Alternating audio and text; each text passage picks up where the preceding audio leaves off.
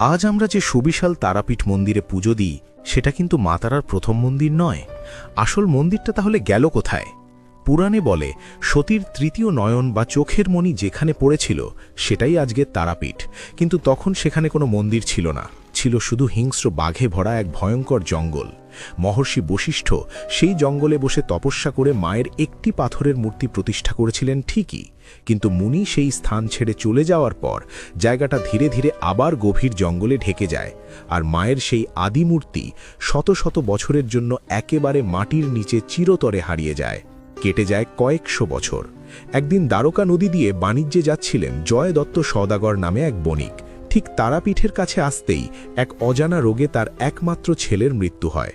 কান্নায় ভেঙে পড়া বাবা মৃতদেহটি নিয়ে নদীর তীরে নোঙর করেন, আর সেই রাতেই ঘটে এক অলৌকিক জাদু। শ্মশানের পাশের একটি পুকুরের জলে ওই মৃতদেহ ছোঁয়াতেই